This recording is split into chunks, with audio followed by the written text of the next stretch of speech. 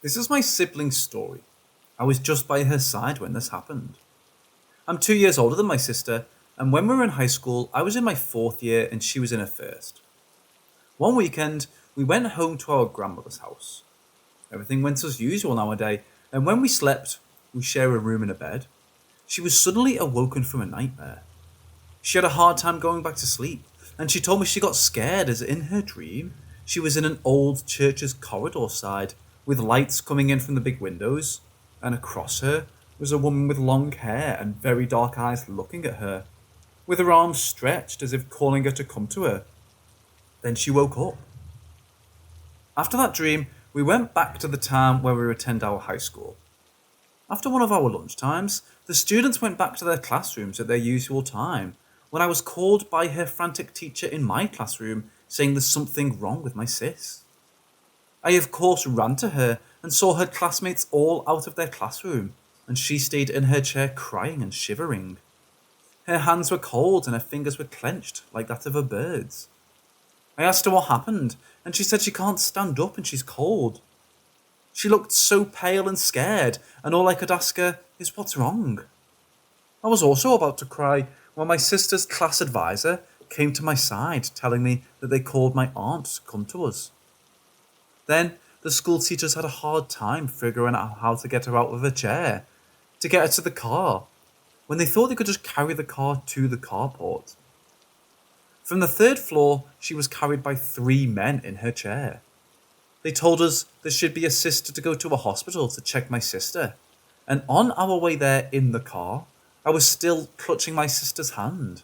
When our aunt rode with us, and we asked her what had happened, she said she and her classmates had a normal lunchtime and went back to their classroom, when their teacher, a tall, thin man, started their class lecture.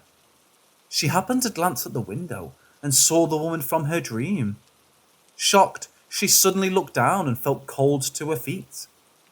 When she looked up to her classmates, frightened, she felt that the others did not seem to see the same. When she looked at her teacher, she saw the woman's grey feet and skirt, and then realised that the woman was close behind him.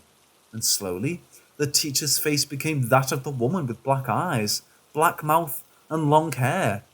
She screamed. In the hospital, she was laid on a stretcher in the emergency room, and as she did, she suddenly felt that she had bled, like when her period comes. Then, a nurse assisted her to the comfort room. She got checked by a doctor, and after some time, the results came out that she appeared to have a UTI, which made no sense to me. Having heard us talking, my aunt told us she would have my sis checked out with the witch doctor too, if there were weird things involved after the undiagnosed UTI. And as we talked to the man, he told us that my sis is being followed by an old woman. And this was happening. We told our grandma what happened, and she told us that our younger brother also had a dream when he took a nap in the afternoon that same day, and was told in his dream when he was in a church that the lady with the long black dress and long hair, standing from afar, was named Espalda. The witch doctor then did some ritual to have that ghost not to follow my sis, and gave advice that my sis should wear a Saint Benedict medallion to protect her further from this lady. As I was the only one looking after my sis, we didn't go back to the school for a few days, and we had so many sleepless nights just talking, as she felt scared to be left alone, so I got to sleep less. One day, when we were taking a nap, she suddenly woke up, gasping for air. I asked her what's wrong, and she told me that the woman was at the foot of the bed with arms stretched out and was choking her. She cried again. When the weekend came and we went back to our grandma's house and told everything, then we went to church and brought the medallion she was told about. Since the time she wore it, no bad dreams or show-ups happened. Our grandma told us to forget about the woman, forget about what happened, and just moved on. Years passed. I don't even remember now if she still has the medallion. We now have our own families, and in one gathering, my sis suddenly remembered the time at school when the encounter happened to her. Then I recounted everything, but my sis only remembered that time in her classroom, but not everything clearly. And our bro seemed to have forgotten all about it. What's weird is I was the only one who remembered everything.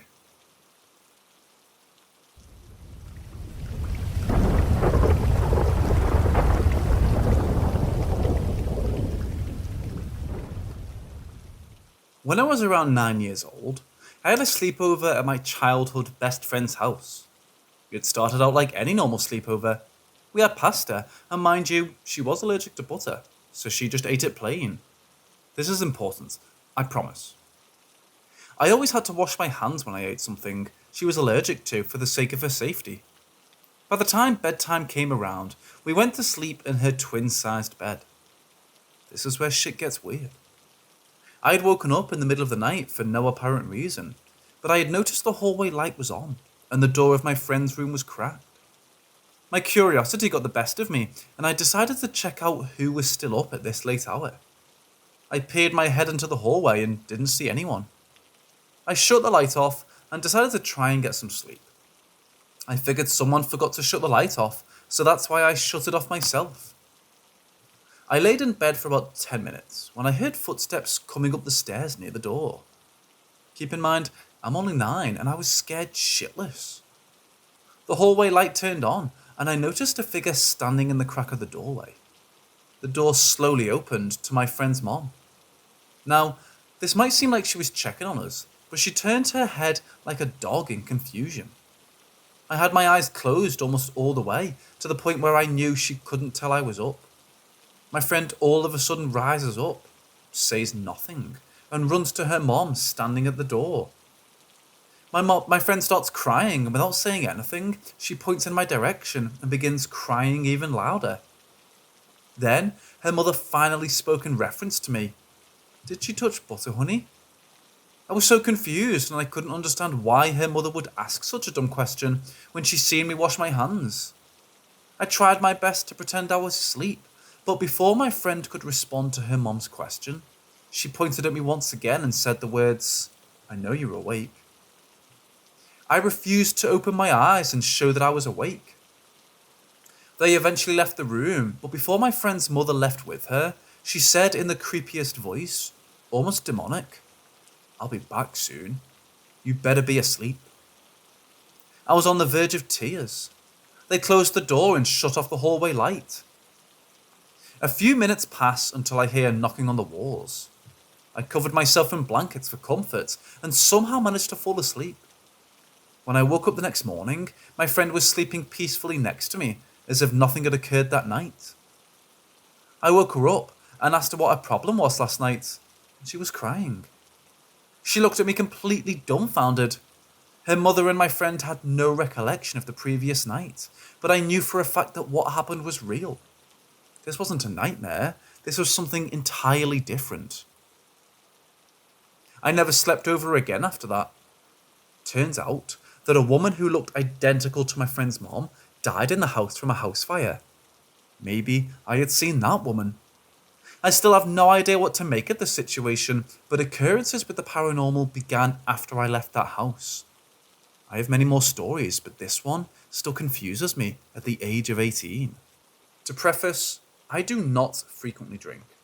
I had my first drink in February of this year, as I attended a university that prohibited the consumption of alcohol. And when I stopped attending the school, the boyfriend I was with before this one was very anti-alcohol. We broke up in January. I had my first drink in February, and these happenings took place in March. These are important details to be aware of for the story ahead. My sister holds weekly what she likes to call social nights on Tuesdays. It's basically an excuse to hang out and drink and have a good time.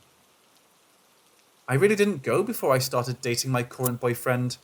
A, because I didn't drink, and B, because I wasn't on the best terms with my family. We've had a lot of heartache, drama, trauma, etc. that's affected me a lot. And I have a tendency to distance myself whenever I feel wronged or in the wrong. However, my boyfriend has been amazing with helping me comfort my trauma and deal with it appropriately, all while being both honest and encouraging to me, which is a hard line to walk. He's been helping me out of my shell a lot more, helping me confront the good and bad things about myself.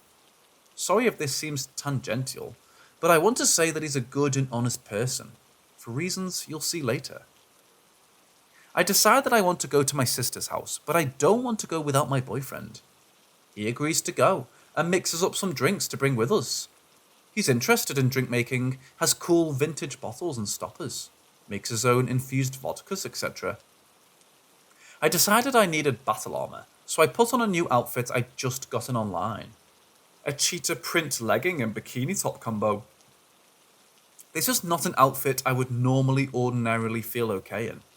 I'm much more a cute than sexy person, but the boyfriend had really been giving me confidence about the way I looked, and I felt unexpectedly beautiful. I have the fit, he was the alcohol, we discuss who gets the drink that night. It's usually him, but I decided that I wanted to have a few drinks, so he agreed to abstain and drive us there and back. I got to my sister's, and I'm being bombarded with compliments. From her, from my friends, from everyone. My sister's giving me shots. I'm taking them like a champ, and I didn't realise how much I was drinking. I was just happy to be liked and admired there. When I drink, I try to gauge how drunk I am from where I can feel the alcohol. If I'm a little tipsy, I can feel it around my forehead and eyes. I can tell I need to stop when I can feel it past my chin. I didn't realise how drunk I was until I could feel it around my chest. I was swaying and laughing, but everyone seemed like they were having fun, so I didn't want to be a nuisance and ask to go home. Drunk me reasoned that drinking water in between the shots and drinks would keep me from a hangover, so I was chugging water. My boyfriend realises upon hearing me drunkenly lecture my sister's friends on the rules of dominoes that it was time to go. He thanks my sister for a good time, helps me lurch towards my shoes, and gingerly grabs my elbow as I stumble towards the door. I've set up how drunk I was so that the next part has some context. After I got back to my boyfriend's, barely managed to shower, he helped as I kept knocking down every bottle in his bathroom and apologising profusely, and got on the bed. I got the spins. Badly. It was so bad that my boyfriend told me I kept him up past 3 a.m. I was grabbing him, crying, shaking, asking him to make it stop. I don't remember any of that.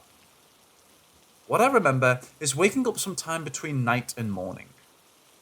It wasn't quite light outside, but I could see something in the corner. It was taller than any man would be, made of darkness, with a face but no features or eyes. Something I didn't mention. My boyfriend does things with spirits and godlike entities, I guess. I think he's nervous about spooking me, so he doesn't elaborate on everything he does. But he has a separate room for practicing that he keeps very private. I didn't even see it until I was dating him, and even then, he's asked me not to come over certain nights or days so that he can do certain rituals. I have no issues with this, as long as he isn't hurting anyone or worshipping anything evil, which he assured me he isn't. He always keeps his bedroom door shut when he sleeps. Always. He was very adamant about this when we started dating. He keeps some sort of string with little objects on the door, shells, bells, etc., and has some sort of mark painted above the door. I'd gone to the bathroom sometime during the night and left the door cracked. Oh no. The figure lingered in the doorway as I regarded him. I'd accidentally slept in my contacts, so I should have been able to see him clearly, but his edges were indistinct. He didn't move, but I could feel his not eyes on me. I had a clear feeling that it wasn't human. The same feeling you get when out in a storm and viewing lightning or hearing thunder very close to you. The feeling that you could die, but that you won't. The feeling that something powerful is near, something impersonal and omnipotent that could kill you, but won't. I dismissed him, going back to sleep with a distinct feeling of unease, but ultimately acceptance. If I die, I die. I can't possibly be expected to fight the supernatural. If something wants me dead, it can and will easily kill me. I woke up the next morning to find my boyfriend's several alarms. We both have a habit of going back to sleep, so the alarms help us get up moving. I rub the sleep from my crusty eyes, don't sleep in your contacts, and go to give my boyfriend a little cuddle. Everything comes back to me, but I'm not sure how to bring it up. I start off with apologising for how being so drunk and causing a lot of trouble for him. He tells me about the stuff with the spins, which makes him laugh a bit and makes me feel embarrassed, but I laugh too. I saw something by your door last night, I said, trying to laugh a bit. Yeah, I figured you did, he says. Confused, I asked him what he meant. He said that sometime around 3, maybe 3:30 in the morning, I sat straight up, looked him straight in the eyes and said, "So it shall be," then went straight back to sleep. I have no idea what to make of this. My boyfriend keeps joking that I sold my soul, and I know that he's kidding, but I have no clue what to make of this story. Though my boyfriend loves a good joke, he knows how much a lie like this could ruin our relationship. Anyone have any ideas about what I should think? Did I actually, unintentionally, make a spirit contract or something? Was it a ghost just goofing with me? I have no clue what to make of this encounter.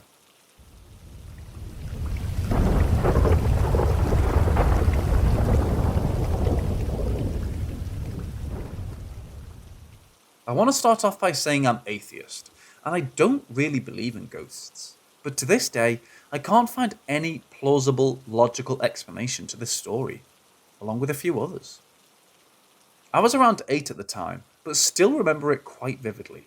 And my grandfather was a very big part of my life since I lived next door to him. Out of all his grandkids, my sister and I were probably the ones closest to my grandparents, and there was a connection between our backyard and their backyard, so I could easily cross over to their house whenever I wanted to. My grandfather was a big man. He was tall, robust. He had a very prominent mustache which he took very good care of and never shaved. So my whole life I had never seen him without it. Even in old photos from his 20s, he was already rocking the mustache.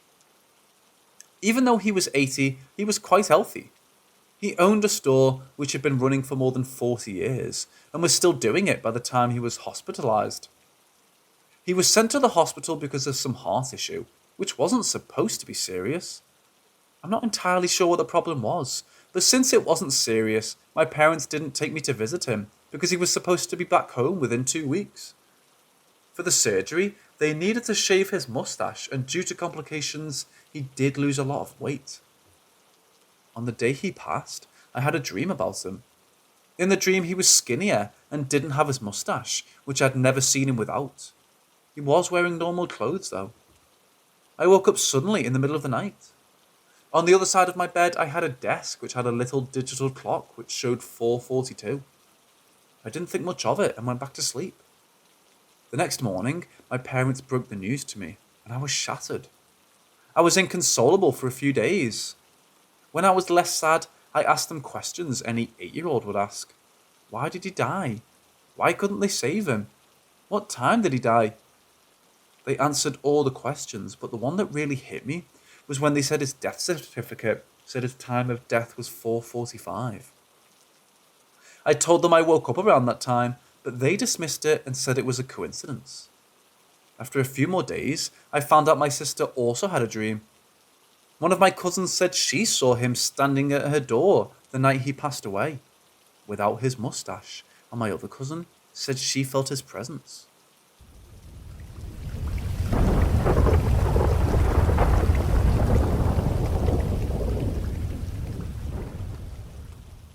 So for some background, I lived in a house with roommates for a short time.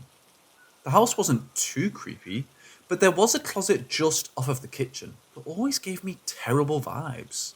So I'm not sure if maybe there is or was something in that closet. Anyway, I had 2 dreams while living there that freaked me out quite badly.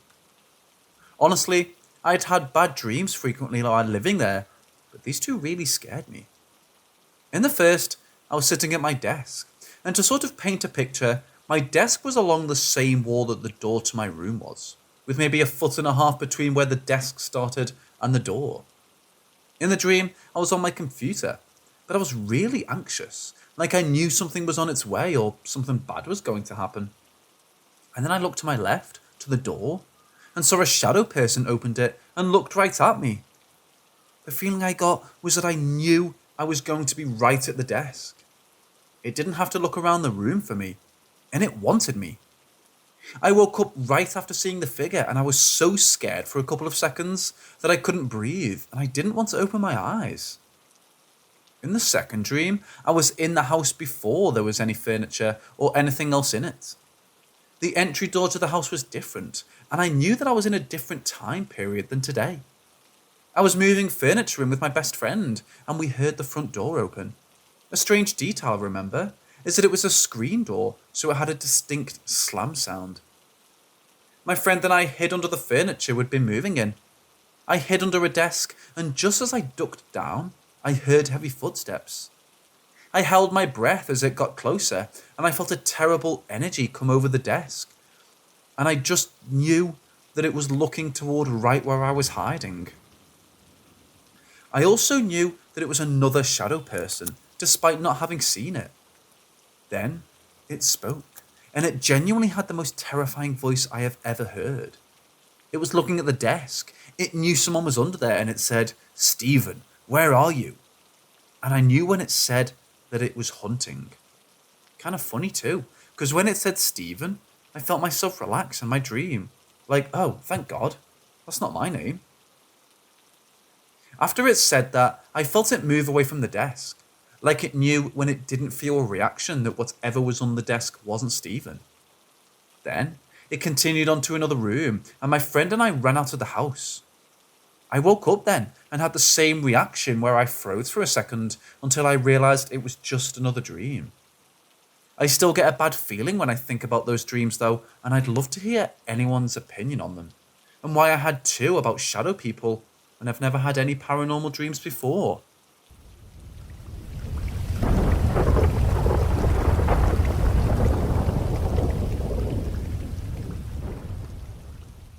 First, I'd like to say that I've never been an adamant believer in ghosts or the paranormal. I've never dismissed the notion either. I think that it's possible. There are lots of unexplainable and cryptid things that might be explained by this, but I've never given it much thought. That is, until I moved into my apartment. There's some things happening that I can't quite explain. Before I get into that, I feel like some backstory on the neighbourhood and surrounding buildings are important. I live a couple doors down from Hotel Cecil. I'm sure you're familiar with it. It's the one with the girl who died in the water tower, displaying strange behaviours beforehand. Some theorise she was possessed. Many people have died in that hotel before then too. A number of murders and suicides took place. It's where Night Stalker Richard Ramirez was living when they caught him. Overall, lots of folks say the place is haunted or has an evil omen. During the height of all the deaths in the Cecil Hotel, my building was offices for businessmen. These businessmen would often pick up sex workers and stay with them in the Cecil since they had by-the-hour rooms. I have a theory that maybe a businessman murdered one and she's come back to the building, which has now been converted to apartments, to haunt him. This is a very loosely based theory I've come up with, and just using what I know about the history of this neighbourhood to try and come up with some sort of explanation or connection to ease my mind about the eerie stuff going on. I've been living here a little over a year now and recently renewed my lease in March. The day after I renewed it, weird things began to happen. Here's what they are. My curtains blowing. This one happens often, even when all the windows are closed and there's no air circulating through the AC vents. The dial on my stove is turning ever so slightly. My stove is electric, so luckily no open flames. But this happens when I'm not touching it or even in the same area. I'd be across the room and notice it out of the corner of my eye when I go to check. Sure enough, the stove is on and heating up. This doesn't happen super often, but it's happened maybe 4 or 5 times over a period of months. I've had the maintenance folks check it out, and they said nothing was wrong with it. Knocking or tapping at my window. At first I thought I may be going crazy or hearing things. I tried to make excuses like, it's just the pipes. It's an old building after all. But the noise is so distinct, you really can't mistake it for anything else. It's not aggressive or anything. It's actually pretty quiet, but also very noticeable. Like enough that you can tell the tapping is coming from that specific window. I live several stories up and there's no outer ledge to the window, no fire escape, or any way someone could be out there. These things usually only happen when I'm alone, but 2 weeks ago, I had a couple of friends over for a game night and it happened again. They all heard it and got quiet. They even opened the curtains to look out the window. Nothing. It stopped shortly after. Items being rotated. Okay, so I've got OCD. It manifests in a lot of different ways, but the one relevant here is that I'm very particular about the placement of objects and being tidy. Everything has a place, and within that place that thing is placed a certain way. But sometimes I'll come home and things will have been rotated. And not like a little bit, like all the way around or halfway around. One of my main rules is that any object besides clothes with a label or logo faces forward so you can see the label. Recently, things have been moved, include my salt container. It was facing backwards. So is the paprika. Yesterday, several of my cleaning products were facing the wall of the cabinet, when before, the logo was facing out towards the cabinet doors. Both times I fixed them, but I've no idea how it could have happened. I know it wasn't me. I didn't do this. I live alone, and no one has keys to my place except me. There's no evidence of anyone coming in and rotating things. My Ring camera also shows no one is here. This is a recent development too. It's only been happening for the past 2 months. Most of these things occur at night when the sun is down, between the hours of 6:30 p.m. to 5 a.m. I do freelance work from home, so I'm normally awake during these hours. My sleep schedule is fucked. However, they sometimes occur in the late afternoon too. I've now got this constant feeling of I'm being watched. In my own home, even though I live alone. I don't feel unsafe per se, but I also have no idea as to what in the actual fuck is happening. The only answer I can possibly come up with is ghost.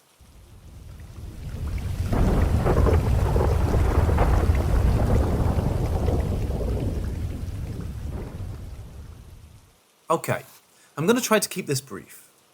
Some friends and I have been on a paranormal kick, mostly fueled by a new member who's very spiritual.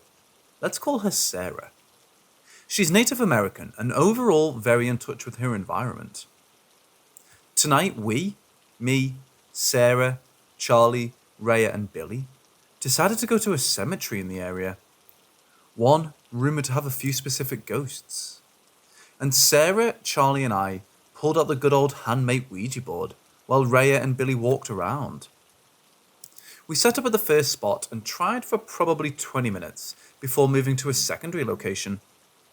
At the second location, we set up again and began.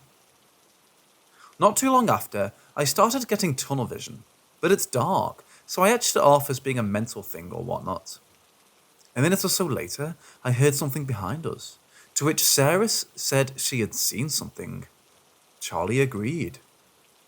We sat in silence for a few minutes and watched as a figure moved around behind graves 10 yards or so away. We called out for Billy and Rhea, thinking they were playing a prank or something, but when we got no response, we decided it was time to head back to the car. As we walked, we heard footsteps behind us. Sarah and I heard breathing in our ears, and Charlie was focused on getting out. We got back to the car to find Billy and Rhea sat against it. We asked them repeatedly if they'd followed us, but logistically it wouldn't make sense. We still heard something behind us as we approached them, and even if we hadn't, they would have had to run over a hill in the pitch dark with scattered graves, which we definitely would have noticed. They told us that they had seen a figure standing on the hill, and when they approached to see if it was just a grave, it disappeared.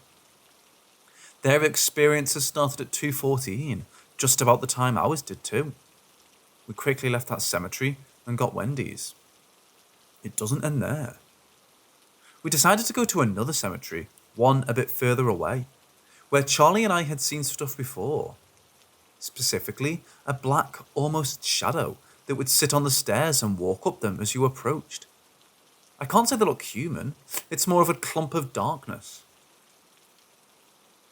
Like your eyes can't focus on it, But anyway, we got to the second place. We drive around and find a place to park before getting out. We didn't use the Ouija board at this one because immediately the air felt heavy. Rhea stayed in the car while Billy, Sarah, Charlie and I set out. We walked around for a few before Billy ventured off to sit in the grass to look at the stars. The rest of us decided to approach the stairs. Around this time, I had an intrusive thought that it's not something I'd usually think, and it wasn't in a voice I recognised. It kind of just popped up. I really don't want this to sound like a made-up story, because it was all just so crazy, but the thought was, don't pay mind to the people in the trees. I kept this to myself, as I do with most paranormal things at the moment, because I don't want to sue anyone else and create false experiences. I'm sorry, I'm trying to make this brief, but I'm just word vomiting. The stairs lead up to a house sorta, like a tomb thing where coffins are. I'm not sure of the word. They lead through a fairly wooded area that brings you to another part of the graveyard, but they're not the only stairs. We walked along our path for a few minutes and found a different set of stairs to go down to navigate to these stairs. As we approached the area, we started feeling worse than before. The air became heavier in a way.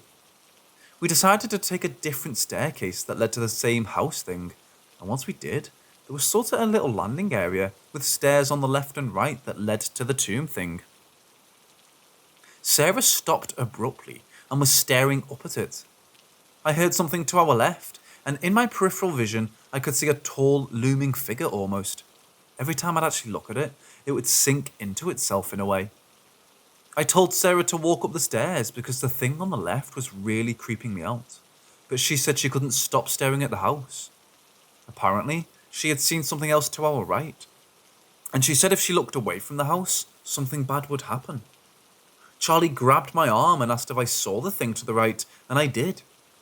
It was another dark figure that I again couldn't focus on, and it almost sucked in the light around itself.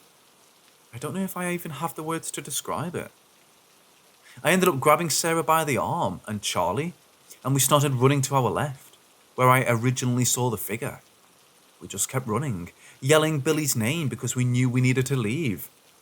He didn't answer immediately, but once he did, we realised he was up the stairs on the hill. We were terrified. To get to him, we had to run up through the woods, which we all agreed felt the most heavy. Through the pitch-black darkness, we ran up the steps, all trying our best to stay to the right where the forest was less dense. Sarah stopped us, and she looked terrified. Apparently, she was nervous that Billy was a skinwalker, but we took the chance to get away from whatever was in those woods. We grabbed him by the arm and ran back to the car to find Rhea, who apparently had a super bad headache. The whole thing was terrifying. In both places, I couldn't shake the feeling of being watched. We are now doing a cleansing spell.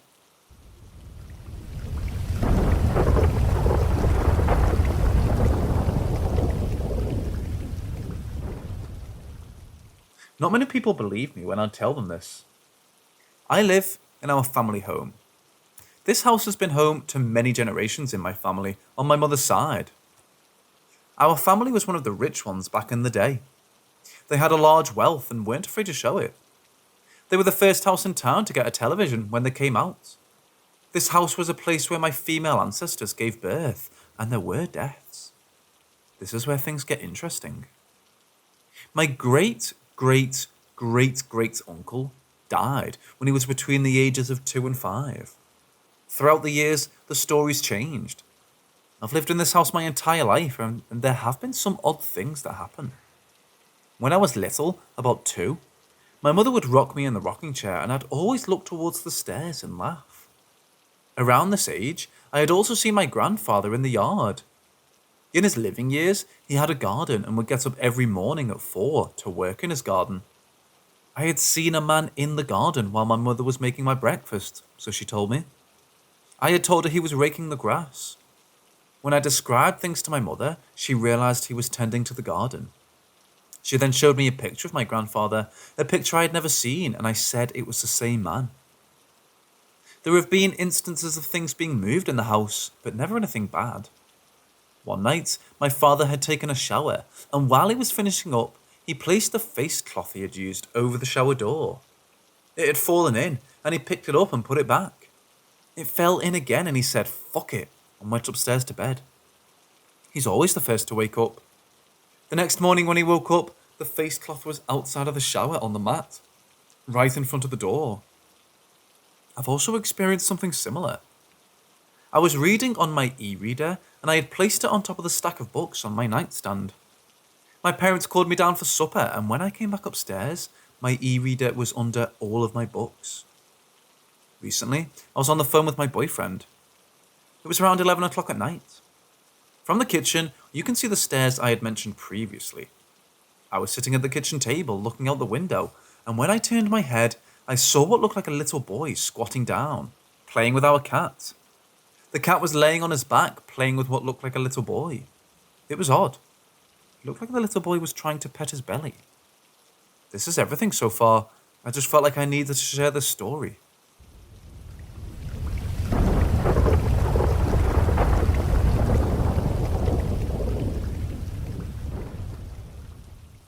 In 2016, my girlfriend and I decided to go on our first vacation together. We booked a 3-night stay at the Belmont Hotel, not its real name, which was a historic hotel in the old part of the city. It was an elegant manor-style home from the 1850s, and parts of the property looked like it was from that period. Massive staircases, parlour room, and original furniture throughout. Our first day, we did the usual touristy stuff. Exhausted, we settled into our room and crashed for the evening. Our first night, we barely slept. My girlfriend and I were both uncomfortable sleeping in the room and felt like someone was watching us. A few hours later, around 3 a.m, we were abruptly woken up to a very loud sound coming from above our room. It sounded like someone was pulling or pushing a large piece of furniture. The stuttering of wood on wood and the creaking was unbearably loud. This went on ad nauseum for a while, that we were totally awake thinking someone was working upstairs like a staff member moving furniture or rearranging the room. We were both dumbfounded, sitting upright in our beds, waiting for this to end. Second day, the more touristy stuff didn't think much of the previous night. The second night, we were zonked and went to sleep early. This night was strangely similar. We woke up around the same time to the exact same creaking and stuttering of furniture or something being moved around above us. It eventually stopped like yesterday, and we managed to fall back asleep. Next thing I remember is my girlfriend waking me up, abruptly saying, "What are you doing?" I awoke, standing in the middle of the room in the dark, unpacking my bag, angrily throwing our clothes in the air. I snapped at her for asking me what I was doing and interrupting me. I was frustrated and agitated on waking. Suddenly, I vaguely remembered what I was doing. Almost like a dream on waking and you try to hang on to your dream. I sat on the bed and explained that I was looking for a key in the room, and I remembered wandering around the room, desperately searching the walls, floors, and furniture with my hands in the dark. I was getting more disturbed the more I explained this to my girlfriend. The idea that I was alone in this dark hotel room doing this really frightened me because I had no control. Needless to say, we decided to call it early and head home and end our vacation. We drove the full 4-hour drive home that night in pitch, darkness and fog. I called the hotel that morning to check out early. Speaking with the front desk, I mentioned the loud noises coming from above our room. She replied, "There is no room above yours. It's an attic space and no staff would have been there at the time." I mentioned that it sounded like someone was dragging furniture on hardwood. She said there was lots of furniture stirred up there. I asked her if the hotel was haunted. She responded reluctantly that she has heard other similar stories.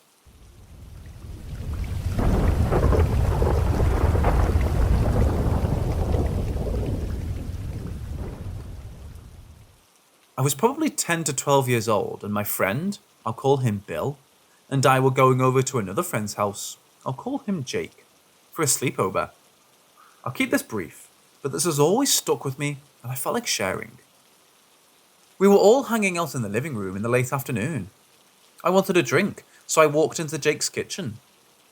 When you walked in, there was a table to your immediate right. I think it was Jake's birthday or something, so there were some balloons tied to the chairs. I looked over and saw an old man sitting in one of the chairs. At least I thought I did. I only saw him for a split second and I assumed I was just seeing things. Never mentioned it to my friends because it was honestly just oh, I thought I saw something out of the corner of my eye sort of thing. An hour or so went by and Bill went to the kitchen for some food or whatever. When he came back, he told Jake and I that he saw a man sitting at the kitchen table. I got so excited because this was a damn sleepover and now we had ghosts involved. I told him that I thought I had seen the same thing earlier, and Jake said it sounded like his dead grandfather. Jake was a bit odd. Later that night, Jake's dad was working at the kitchen table before going to his bedroom. Once he was out of there, I went back to get some food and I saw him still sitting at the table. I literally turned to ask, "Didn't you just leave?" But there was nobody there. Some other things happened after, but I chalk those things up to our overactive imaginations. I have 2 reasons to believe that this wasn't a ghost. 1, maybe we mistook one of the balloons for a human head. Totally possible. 2, maybe I did tell my friends what I saw the first time I saw it, and I'm just blocking that part of my memory. This would make what Bill said seem totally unbelievable, because he was younger than me and he probably just wanted attention. But I'm 90% sure I never said anything to them, because I really didn't think anything of it when I first saw it. The balloon thing has been my main theory. I'm not a believer or disbeliever in the paranormal, but that's the only story I have.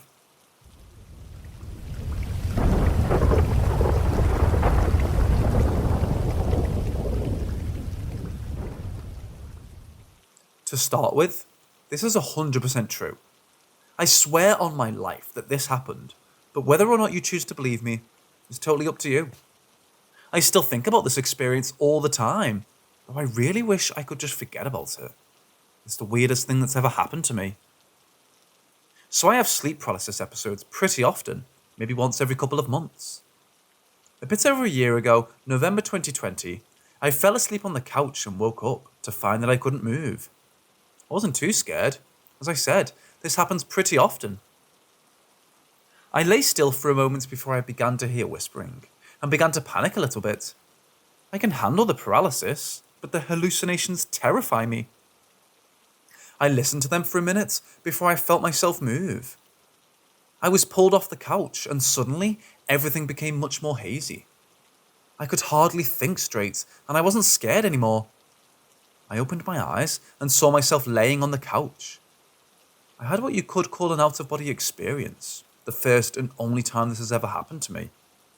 I made it to the front door, which wasn't very far away, as we lived in a small trailer home at the time. I don't know how exactly I got there, but I remember it being sort of difficult. My back was to the door, so I used all of my energy to turn and see what was there. I saw this man, short, chubby, glasses. He looked sort of old and very friendly. I felt comforted by him. I couldn't say anything, but he spoke to me. He said, and I'll never forget this, "Your mum is very sick, and I came here to say how sorry I am."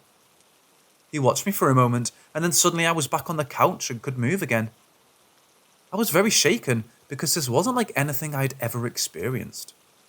I've hallucinated during sleep paralysis before, but this was never pleasant, and I was always terrified. This was also the first time one of the figures spoke directly to me.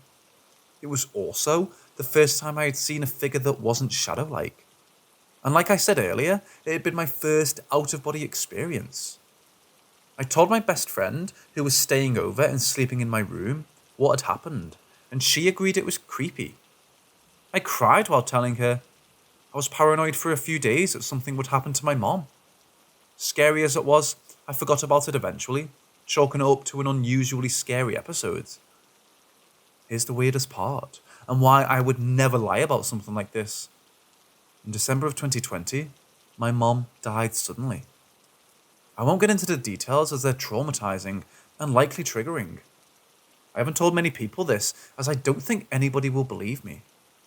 My mother and I were super close, and I feel like he came to warn me, or prepare me in a way. Has anyone had something even slightly similar happen to them before?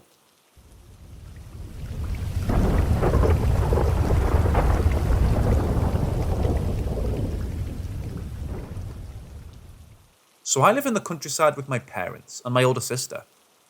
When we were younger, we used to go up to the hills located behind our house. We would always go with our neighbours. There, we used to sit down, have some snacks, and play with various furniture that people throw there. Eventually, our sister got older, so I started to go there alone with my younger neighbour. One day, we saw a wooden cabin up on one of the hills, so we decided to go there and investigate, because we'd never seen that cabin before. When we got there, we saw an old lady on the porch. We didn't know who she was, but we decided to go talk to her because she was all alone. We were just 10 and 7 years old. The old lady was super nice. She gave us ice cream during summer and cookies during fall. She also made us a lot of necklaces made with stones she found on the hill. She also told us her name was Francesca. We asked everyone if they knew about Francesca, but nobody seemed to know her. Time passed, and we kept on going to see her every afternoon. One day, there was a fire on the hill with the cabin, so we rushed to the place to ask the police if Francesca was okay. They told us that there was nothing up there, other than rocks and plants. We told them about the cabin, but everyone seemed to think we were just playing around because we were kids. Time passed, and we didn't go back to the hills. My neighbour doesn't remember a thing about the cabin and just says it was our imagination. But somehow, I think it wasn't. Everything felt so real. It was as if the cabin and Francesca had vanished. Nowadays, I keep remembering everything, but what's more, I can sometimes see the cabin up on the hill for a few seconds. Especially during winter when the chimney used to be on. Also, when I'm alone at home, I can hear the old radio Francesca used to have. I sometimes smell the scent of her cookies and hear her singing a favourite song. I had a couple of dreams about her, but they all go so fast and are more like nightmares. This is something I would never understand.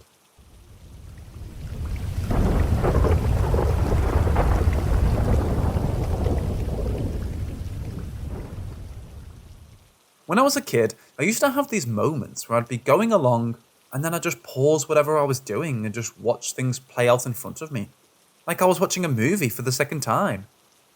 I would know when a specific person would walk through a door, or a teacher would knock over their coffee cup.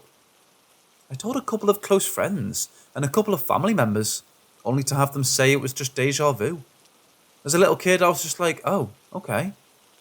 Everyone had these moments then. I didn't really know what deja vu meant entirely at that age.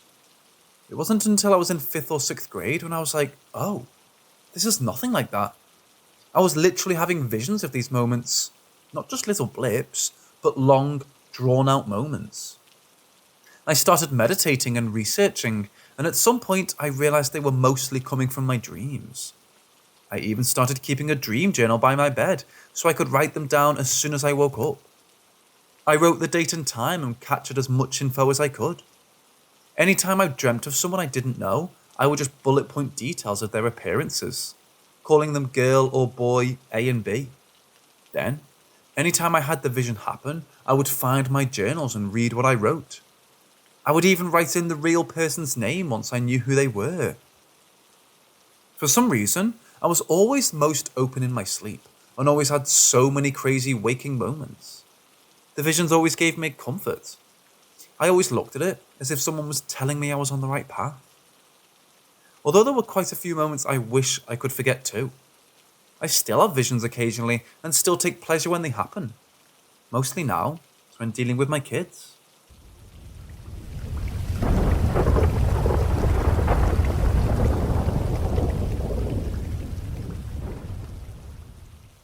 Several years ago when I was 15, I had an accident while decorating my local church for Christmas. I fell from the rafters while hanging lights. When I got up, the world seemed to slow to a stop.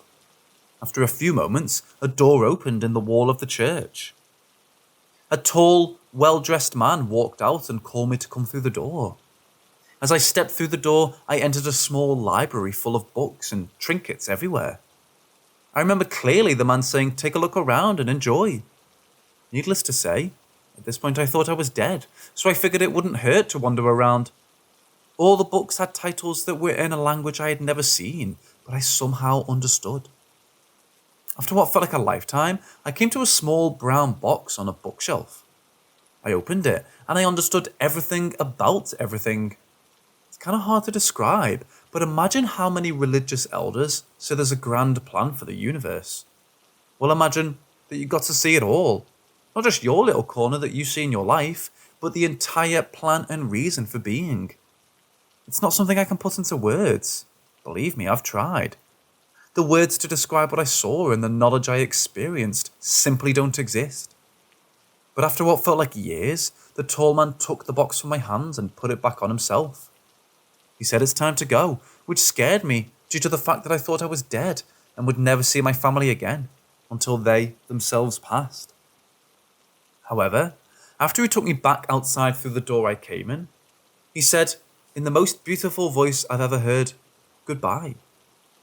After that, it all went black until I came to the hospital. Apparently, I'd been unconscious for a few hours. The next few days were a blur due to the medicine that I was on. To this day, I still don't know if what I saw was real or a crazy medical hallucination. But what I do know is that ever since then, I don't dream anymore. All I see is that box in my mind when I sleep or meditate. And when I open the box, I all come back with all the knowledge. Ever since I've tried, as I said before multiple times, to write it all down. But it's more than just information. It's understanding about the universe that mankind can't yet or can't ever understand.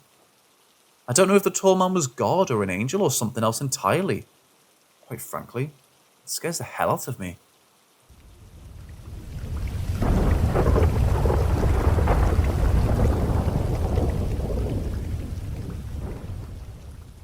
This happened last year. To give a little background, I live in a very small complex with a handful of houses and one family per house.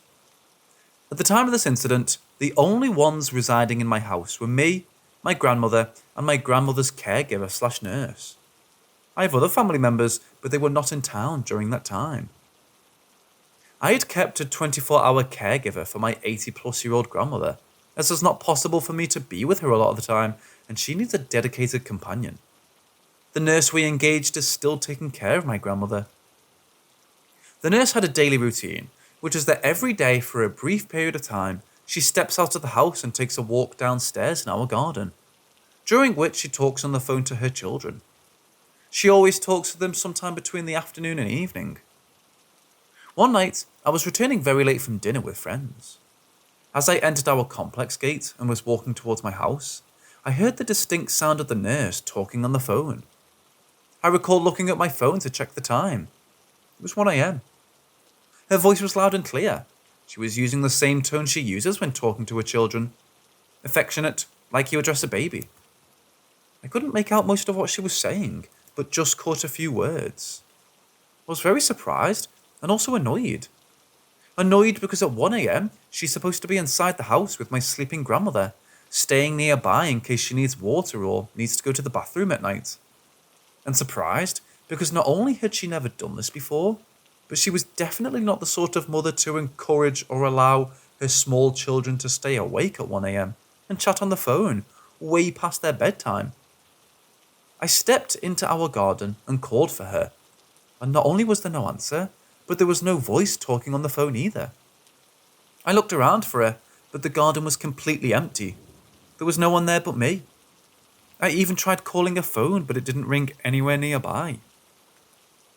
I was freaked out, so I quickly then went into the house and went into my grandma's room to check if she was alone, because the nurse is supposed to sleep next to her at night. And sure enough, the nurse was there, fast asleep, and with her phone next to her. I thought that maybe she had woken up at night to talk to her children, and her voice had floated out from the window to be heard in the garden. But the next day, she said she had slept soundly and had never woken up to make phone calls. Moreover, it was definitely not proper for her to make loud phone calls, with my grandmother sleeping in the house at night. I was not drunk. I had been out for dinner, but the restaurant we went to didn't serve liquor. It had unmistakably been her voice which I had heard, and exactly the tone she uses when talking on the phone to her children, and the voice had come from the garden. So neither could it have been anyone from the other houses in the complex, walking and talking near my house and garden.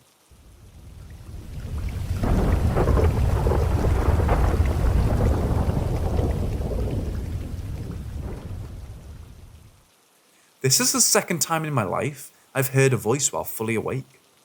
For starters, I may have a sleep disorder called exploding head syndrome. So sometimes I hear voices while trying to fall asleep, but I was fully awake for these situations. The first time, I was ranting to myself about a friend who ditched me to play video games with someone else after promising to play with me. I was like maybe 9 or so, and it hurt a bit. I was saying things along the lines about how unfair it was and mean, and I heard a woman say yes in the doorway of my bedroom. Obviously, I freaked out because I was home alone and it was a voice of someone I'd never heard before. Note, this was during the day. Fast forward to a few nights ago. I was swapping laundry late at night and ranting, again to myself, about the day I had at work. I was really upset and stressed out and just going off quietly while folding clothes and whatnot. I heard a man from behind me say, "Well, you're home now." My boyfriend was home and awake with me, but he was at the end of the house and hadn't spoken at all due to being focused on a video game. I got nervous, but remained calm and tried ignoring it, because from my experience at my house, if I give something attention, it gets worse. Now, I do see shadow people, often here. I've had some try to jump at me more than once. These aren't the shadow people with red eyes, they're just pure black blobs in a sort of human shape, enough to make it out. But I'd never heard one talk, and I didn't see a shadow person before, during, or after I heard the voice. But I wonder if it's like, you see them, you don't hear them. You hear them, you don't see them, kind of thing. But the voices aren't negative, and most of the shadow people I see are passive or run away from me.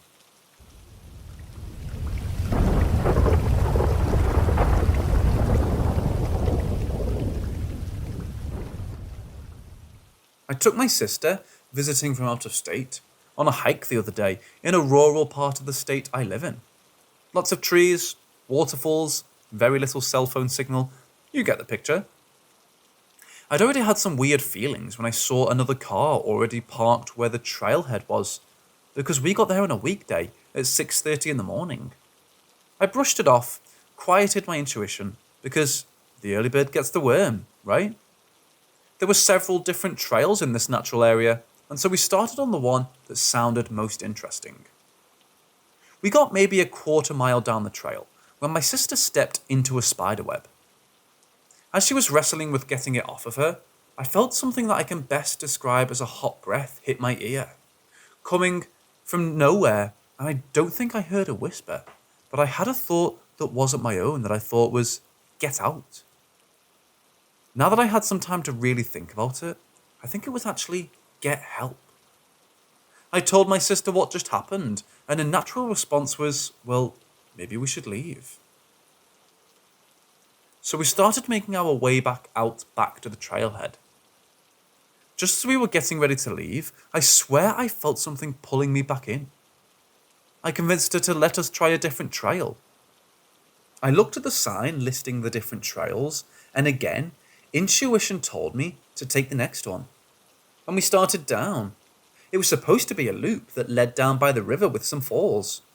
The trail hadn't been travelled in at least a day, and I know this because of all the spider webs blocking the path. We get down to the river, and there's a detour with a bridge going across to the other side. I walk across and get down to it, and there's a sweater hanging on the railing. I go to look at it, but I cannot bring myself to touch it. We took a few pictures because it was really pretty, but I couldn't shake the weird feelings I was getting.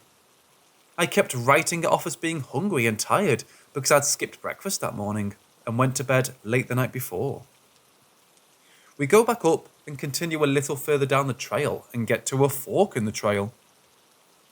My sister wants nothing to do with this path because it wasn't marked like the other one was. But being a naturally curious person trying to see some more pretty scenery, I decide I want to go down a little way and see what I can see.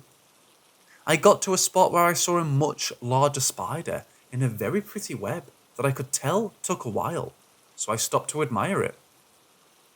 It was at this moment that for no apparent reason I felt uneasy enough to want to turn back around. So I did. We took the other path in the fork a little bit further in, and as we're walking through a certain spot, I get a whiff of something but don't think anything of it. I notice the time on my phone and we begin to turn around so I can be back home in time for work.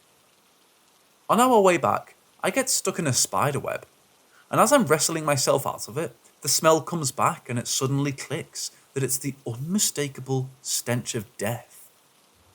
My little sister has never had to smell it, so she thought I was being paranoid. I could have written it off as, oh, we're in the woods, it could be a dead possum or deer nearby. That kind of thing is super common here. I can't shake it.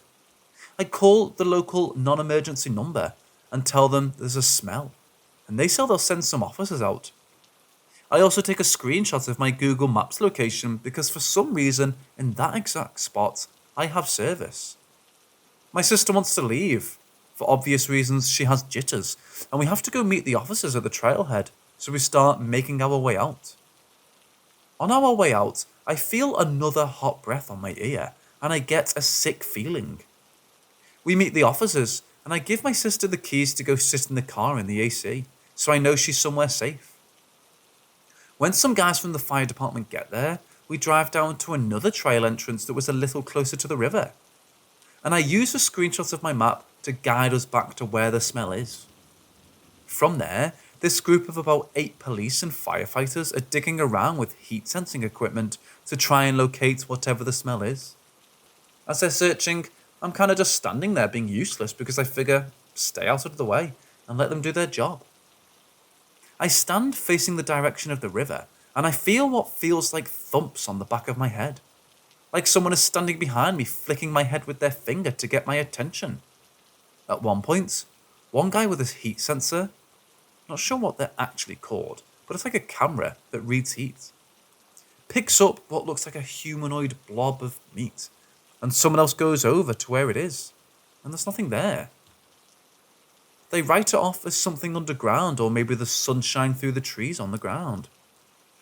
As they're getting ready to go and write it off as a dead animal somewhere, a few decide to do a quick once-over by the river, just to cover all the bases.